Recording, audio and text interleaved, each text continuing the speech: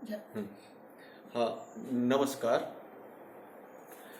मागल्या वेळेला आपण बघितलं होतं की भारतीय शेती युनिट 1मध्ये त्यामध्ये आपण शिकलेलो की भारतीय शेतीचे जे काही स्वरूप आहे व महत्त्व यावर आपण प्रकाश टाकला होता.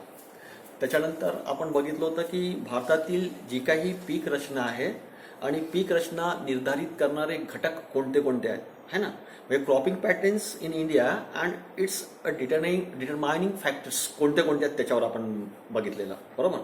त्यामध्ये आपण शिकलेलो की भारतातील पीक पद्धतीवर प्रभाव टाकणारे घटक कोणते आहेत किंवा कारक काय काय आहेत ते बघितलेलं. शेतीची उत्पादकता निर्धारित करणारे घटक याच्यावर आपण चर्चा केली होती. कृषी उत्पादकता वाढविण्यासाठी काय उपाय करावे लागतील यावर आपण बघितलेलं होतं. म्हणजे आपण काय बघितलं, भारतीय शेतीचे स्वरूप व महत्त्व यावर आपण बघितलेलं. त्यानंतर भारतातील जी काही पीक रचना आहे आणि पीक रचना निर्धारित करणारे घटक कोणते कोणते आहेत ते बघितलं.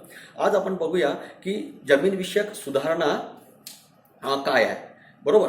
जमीन विषयक सुधारणेमध्ये आपण बघितलं होतं भारतातील शेतजमीन कशी आहे, शेतीची उत्पादकता कशी आहे आणि भारतातील शेतीच्या कमी उत्पादनाची कारणे कोणती कोणती होती, उत्पादकता वाढविण्यासाठी काय उपाययोजना कराव्या लागतील, जमीन कशी आहे, म्हणजे जमिनीची विभाजन कशी आहे.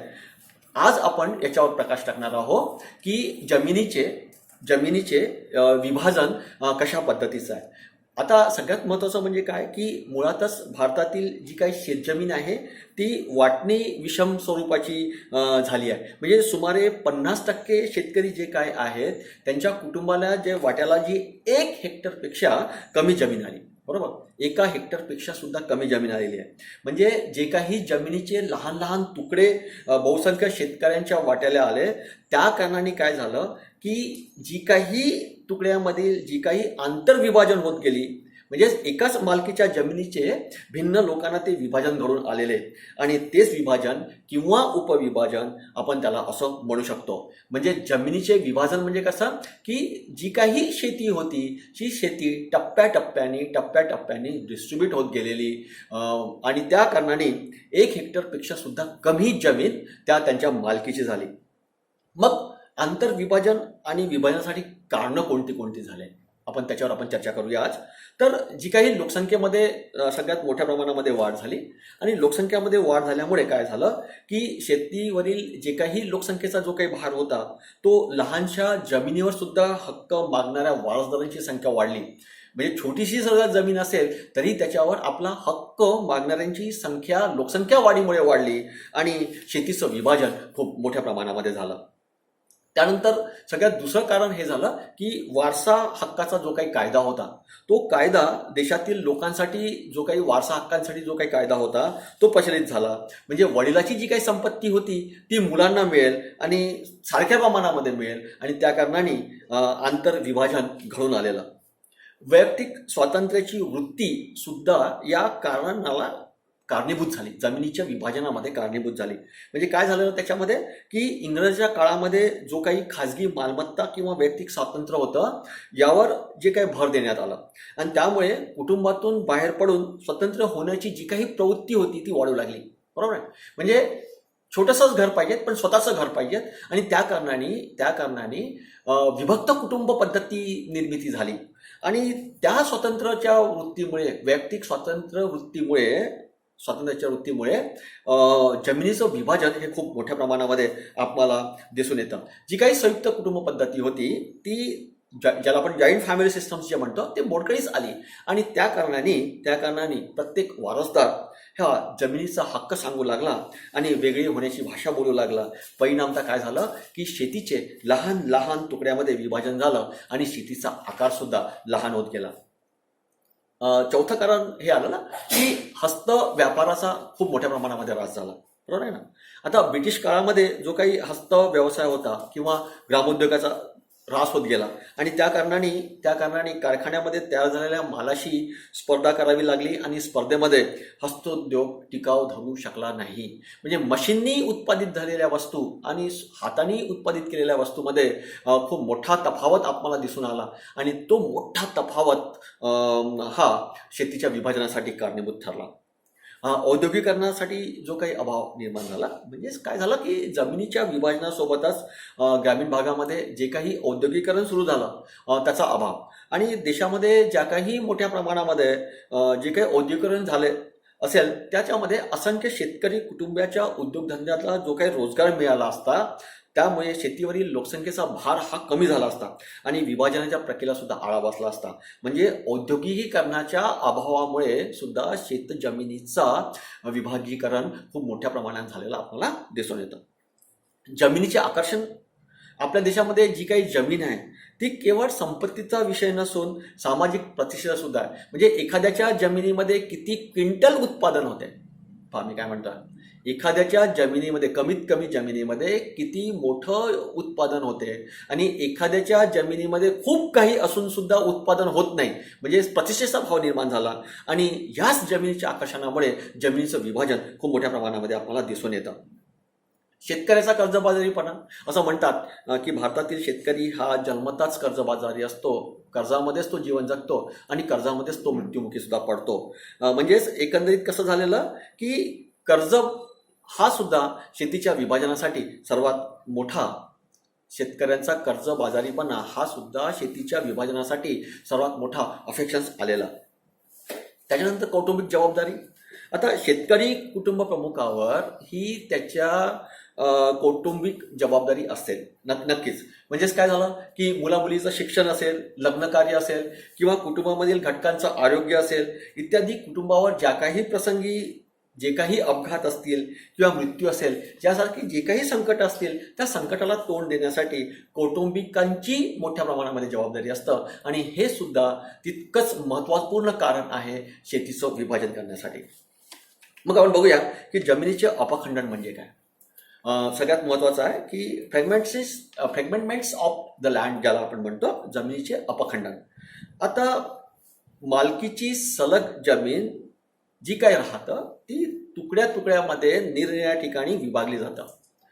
आता समजा माझी काही जागा असेल, ती पर्टिक्युलर वर्धेमध्ये असेल, पण वर्धेमध्ये असताना ती वर्धेच्या एका उत्तरेकडे असेल, पूर्वेकडे असेल वर्धेच्या, किंवा दक्षिणेकडे असेल. म्हणजे माझी जमीन ही 3 टप्प्यामध्ये विखुरलेली आहे. आणि एकाच व्यक्तीला असं वाटतं की किंवा माझ्या कुटुंबियांना असं वाटेल की ही जमीन चांगली आहे, ती मला मिळायला पाहिजे, बरोबर, किंवा ही जी जमीन आहे ती मला मिळायला पाहिजे. म्हणजे यालाच आपण काय म्हणूया की जमिनीचे अपखंडन असं म्हणूया. म्हणजे विभाजनामध्ये जे काही अपखंडन असेल ती सुद्धा एक प्रक्रिया आहे. आणि या अपखंडाच्या प्रक्रियेमुळे व्यक्तीच्या मालकास किंवा मालकी हक्कास इतरस्त विखुरलेले असेल आणि या प्रक्रियेमध्ये जमिनीचे जे काही लहान लहान तुकडे जे असेल ते मशागत करणे देखील कठीण होऊन जाईल नक्कीच. आणि त्या कारणाने ती जागा कशी राहील, अशीच पडलेली राहील आणि त्याचा काहीही उपयोग होणार नाही. मग आपण बघूया की विभाजन किंवा अपखंडनामध्ये कुठले दुष्परिणाम आपल्याला दिसून येतात. तर सगळ्यात महत्त्वाचं म्हणजे लागवडीच्या खर्चामध्ये नक्कीच वाढ. आता तुम्ही बघितलं असेल की एखाद्या फंक्शनला जर का तुम्ही गेलेले आहेत आणि जर का त्यामध्ये समजा 1000 लोकांचं समजा जेवण असेल, तर 1000 लोकांचं जेवण असेल तर तो कमीच याच्यामध्ये करून देईल. किंवा त्याच्यामध्ये जर का आपल्याला वाढ करायची असेल, समजा 1500 लोकांचं जेवण करायचं असेल तरी आपल्याला कमी खर्च येईल. पण जर का आम्हाला फक्त 200 लोकांचं जेवण तयार करायचं असेल तरी तो रेट्स किती घेईल, 1000 लोकांचे घेईल. म्हणजे पहा मला काय म्हणायचं आहे की कमी लागवड असेल तरी खर्चाचं प्रमाण खूप मोठं होईल. आणि जसं जसं तुमचा इनपुट्स वाढत जाईल किंवा खर्च मोठ्या प्रमाणामध्ये होत जाईल, तर त्याप्रमाणे त्याच्यामध्ये सहभागी होणारे व्यक्ती सुद्धा खूप जास्त मोठ्या प्रमाणामध्ये समाविष्ट होत जातील. म्हणजे एकंदरीत विभाजन व अपखंडाचं जे काही दुष्परिणाम आहेत त्याच्यामध्ये सगळ्यात पहिलं आणि महत्त्वाचं म्हणजे लागवडीच्या खर्चामध्ये मोठ्या प्रमाणामध्ये वाढ होईल. दुसरं, जमिनीचा अपव्यय. आता शेतजमिनीचं जे काही विभाजन होईल किंवा अपखंडन होईल त्यामुळे जमिनीचा अपव्यय नक्कीच होत असतो. आणि प्रत्येक शेताच्या तुकड्याभोवती कुंपण घालणे किंवा पायवाटा आणि रस्ते यासाठी जागा सोडणे आवश्यक असते. आता हे सगळं करत असताना ती जागा तितकी वाया जाईल आणि लगतच्या 2 तुकड्यामध्ये कुंपण आणि पायवाटा नसतील तर शेतकऱ्यामध्ये नेहमीच भांडणं होत राहतील. आणि त्या कारणाने जमिनीचा जो अपव्यय आहे हा अपव्यय खूप मोठ्या प्रमाणामध्ये आपल्याला दिसून येतो. श्रम भांडवलाचा अपुरा वापर आपल्याला दिसून येईल की प्रत्येक शेतकऱ्याला शेती करण्यासाठी जे काही स्वतःला काम करावं लागेल किंवा किमान कमीत कमी 2 बैल तर ठेवावे लागतील. म्हणजे एक शेतकरी आणि 2 बैल यांच्या शक्तीचा पुरेपूर वापर तिथे झालेला आपल्याला दिसून येणार नाही. आणि जर का त्यातल्या त्यात पुन्हा कोरडवाहू समजा शेती असेल तर जवळपास कमी श्रमशक्तीचा किंवा बैलचा पुरेपूर वापर करता येणार नाही. आणि अशा वेळेस श्रम भांडवलाचा वापर कमी होईल. मी पुन्हा एकदा हा शब्द वापरतो, श्रम भांडवलाचा वापर कमी होईल. तात्पर्यच हेच की विभाजन आणि अपखंडामुळे श्रम, बैल किंवा अवजारं हे याचा योग्य वापर आपल्याला करता येणार नाही. म्हणजे परिपूर्णपणे आपल्याला त्याचा वापर करता येणार नाही. आधुनिक सुधारणा अशक्य, कारण की जमीनच खूप कमी आहे. त्यामुळे जितके काही नवीन गोष्टी ज्या असतील, नवीन उपकरणं असतील किंवा जी काही सुधारणा असेल, खूप जास्त खर्चिक असल्यामुळे त्या तितकुशा जागेसाठी करणं आपल्याला परवडणार नाही. आणि हे सगळ्यात मोठं कारण आपल्याला दिसून येईल. त्याच्यानंतर आपण बघूया की याच्यावर अशी काय उपाययोजना केली गेली तर हे सगळं शक्य होईल. बरोबर, विभाजन व अपखंडावर जी काही उपाययोजना आपल्याला दिसून येईल तर ती कशा पद्धतीने जर का आपण त्याच्यावर उपाययोजना केली तर ती सगळ्यात जास्त फेवरेबल राहील आणि जास्त प्रॉफिटेबल राहील शेतकऱ्यांसाठी. तर सगळ्यात महत्त्वाचं म्हणजे सगळ्यात पहिला की वारसा हक्क आणि कायद्यामध्ये बदल करावा लागेल, है ना. कारण की वारसा हक्क असल्यामुळे कसं झालेलं की वडिलाचं जी काही प्रॉपर्टी असेल किंवा जी काही संपत्ती असेल ती त्या लेकरांमध्ये विभागल्या जाईल आणि त्या कारणाने शेतीचं विभाजन होतच राहील आणि होतच जाईल. म्हणून सगळ्यात महत्त्वाचं म्हणजे वारसा हक्क कायद्यामध्ये बदल करणं हे खूप गरजेचं आहे. म्हणजे जी काही वडिलोपार्जित जमीन असेल, अपत्यांना सारखी वाटणी असे वारसा हक्क कायदा सांगतो. पण ह्या कायद्यामध्ये जर का दुरुस्ती करण्यात आली तर वडिलांची जमीन फक्त ज्येष्ठ मुलांना देण्यात यावी असे झाले तर विभाजन होईल. पण हे असं शक्य नाही आहे. पण असं समजा आपण केलं तर ते खूप प्रॉफिटमध्ये जाईल. संयुक्त लागवड पद्धती ही सगळ्यात जमेची बाजू आहे. आता संयुक्त लागवड पद्धतीमध्ये काय होणार की वारसा हक्कानुसार जमिनीची विभागणी कायदोपत्री वारसादारांना मिळेल नक्कीच, परंतु जमीन करण्याच्या दृष्टीने जी एकत्र आहे किंवा अशी कायद्याद्वारे तरतूद करावी की जी जमीन वाहतील संयुक्त लागवडीमध्ये चांगला राहील, परंतु एकाच कुटुंबातील वारसदार गुण्यागोविंदाने ती जी वडिलोपार्जित जी काही जागा आहे किंवा शेती आहे ती चांगल्या उद्देशाने आपली लागवड करतील. आणि ही संयुक्त लागवड पद्धती त्यासाठी जमेची बाजू आहे किंवा प्रॉफिटेबल आहे. शेतजमिनीचे राष्ट्रीयकरण हा मुद्दा खूप मोठ्या प्रमाणामध्ये 6व्या आणि 7व्या पंचवार्षिक योजनेमध्ये आलेला. त्याच्यानंतर 8व्या आणि 9व्या पंचवार्षिक योजनेमध्ये सुद्धा ही बाजू ठेवण्यात आलेली.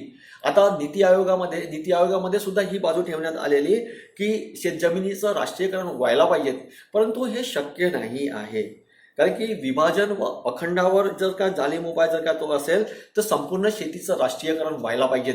पण शेतीचं राष्ट्रीयकरण होत असताना शेतजमिनीचा नेमका मालक कोण यावर सगळ्यात मोठं क्रायसिस येईल. आणि हे क्रायसिस या देशातील लोकांना परवडण्यासारखं नाही आहे. सहकारी शेती हा सुद्धा एक चांगला उपाय आहे. आणि सार्वजनिक शेती आणि व्यक्तिगत शेती यामध्ये सहकारी शेतीला आपण म्हणू शकतो की ज्या शेतकऱ्यांना शेती लावून किंवा ठराविक क्षेत्रफळाच्या म्हणजे एकत्र येऊन सरकारी तत्वावर किंवा कागदोपत्री किंवा सरकारच्या दप्तरी प्रत्येकाच्या जमीन त्याच्या नावावर दाखवली जाईल नक्कीच. आणि एक अतिशय चांगला आहे की सहकार्याच्या सचोटीमध्ये प्रामाणिकपणा, सलोखा आणि सामंजस्य व परस्परावर विश्वास ठेवून सद्गुणाचा अभाव आणि भारता लोकांमध्ये त्यामुळे इथे सहकारी शेतीचा प्रयोग हा फसलाय असं म्हटलं जातं. एकत्रित येऊन सहकारी तत्वावर शेती करावी म्हणजे जमिनीचे तुकडे पडण्याचा प्रयत्न निर्माण होणार नाही, हे तितकंच सत्य आहे. परंतु कागदोपत्री व सरकारी सचोटी आणि प्रामाणिकपणा या सगळ्या गोष्टींमुळे हा प्रयोग फसला गेला. त्याच्यानंतर सगळ्यात महत्त्वाचं म्हणजे जमिनीचे एकत्रीकरण किंवा चकबंदी, ज्याला कन्सॉलिडेशन ऑफ द होल्डिंग्स आपण त्याला असं म्हणतो. म्हणजे एकाच मालकीच्या किंवा वहिवाटीखाली असलेली इतरत्र पसरलेली जी काही जमीन असेल ते एका ठिकाणी आणण्याच्या उपक्रमाला तुकडे जोड किंवा एकत्रीकरण असे म्हणेल. मी मगाशीच एक गोष्ट सांगितली की एखाद्याची एक जमीन वेगळ्या भागामध्ये असेल 1 एकर, 2 एकर दुसऱ्या भागामध्ये असेल, 1 हेक्टर दुसऱ्या भागामध्ये असेल किंवा 3 हेक्टर दुसऱ्या भागामध्ये असेल, ते संपूर्ण त्याची ही जी काही तुकड्या तुकड्यांनी असणारी जी काही शेती असेल ती शेती ती शेती एकत्रीकरण करणे म्हणजे त्याला जोडणे आणि हे एकत्रीकरण किंवा संघटन शक्तीने कायद्याद्वारे स्वेच्छेने अथवा सहकारी तत्वावर होऊ शकते आणि त्याला काही ठिकाणी चकबंदी असे सुद्धा म्हणतात. म्हणजेच एका शेतकऱ्याच्या मालकीची विविध ठिकाणची जी काही जमीन असेल ते एका ठिकाणी जर का आणता येत असेल आणि एकमेकाच्या शेतीलगतच्या जी काही तुकडे असतील है ना,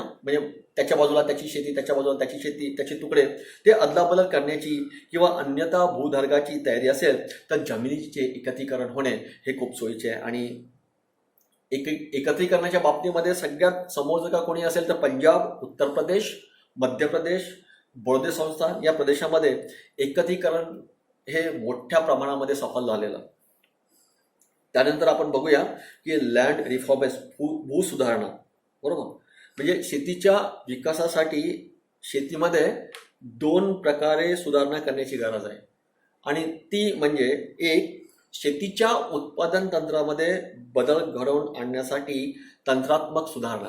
आम्ही पुन्हा एकदा म्हणतो की भूसुधारणा ज्याला आपण म्हणतो, लँड रिफॉर्म्स ज्याला आपण म्हणतो, की शेतीच्या विकासासाठी शेतीमध्ये ज्या काही सुधारणा घडवून आणायच्या त्या 2 प्रकारच्या आहेत आणि त्यातलं पहिलं म्हणजे शेतीच्या उत्पादन तंत्रामध्ये बदल घडवून आणणाऱ्या तंत्रात्मक सुधारणा आणि दुसरं सगळ्यात महत्त्वाचं म्हणजे शेती करणाऱ्या पद्धतीत किंवा रचनेमध्ये बदल घडवून आणणाऱ्या संस्थात्मक सुधारणा. आता पहा, तंत्रात्मक सुधारणामुळे शेतीतील उत्पादन वाढीला पूर्ण फायदा मिळविण्याकरिता ज्या काही योग्य अशा कृती आहेत किंवा रचना आहेत त्या अस्तित्वात आणायला हवी. आणि जर जमीन कसणारा हा जमिनीचा मालक नसून केवळ श्रमिक, ज्यालाच आपण काय म्हणू, शेतमजूर किंवा कुळ शेतमजूर किंवा कुळ असं म्हणू, असेल तर धारक क्षेत्राचा किंवा पोषण क्षेत्राचा आकार युक्त किंवा किफायतशीर नसेल तर यंत्रात्मक सुधारणाचा खरा परिणाम दिसून येणार नाही. यामध्ये सगळ्यात महत्त्वाचं म्हणजे प्रोफेसर गुन्नार मिडाळ यांनी असं प्रतिपादित केलं की भूमी सुधारणामध्ये मनुष्य आणि जमीन याच्यातील संबंधाचे नियोजन व संस्थात्मक आधारावरील जे काही पुनर्रचना अभिप्रेत असते.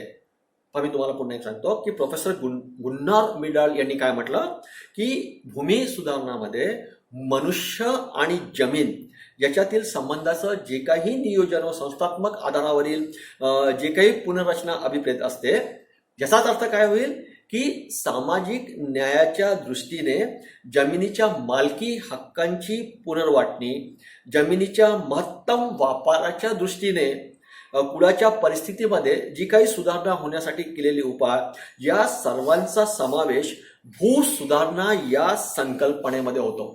किती मार्मिक आणि किती चांगली गोष्ट प्रोफेसर गुन्नार मिडाळ यांनी सांगितली भूसुधारणाच्या बाबतीमध्ये, की जी काही जमिनीची महत्तम हक्क असेल, जी काही तुम्ही ती काही वापरत असाल, त्याच्यात जे काही आपल्याला बदल करायचे असतील किंवा कुळाच्या परिस्थितीमध्ये जे काही सुधारणा करायची असेल, त्यासाठी जितके काही उपाय आपल्याला ठेवल्या जात असतील त्या सर्वांचा समावेश जर का आपण केला तर नक्कीच भूसुधारणा होऊ शकते. Okay then, thank you.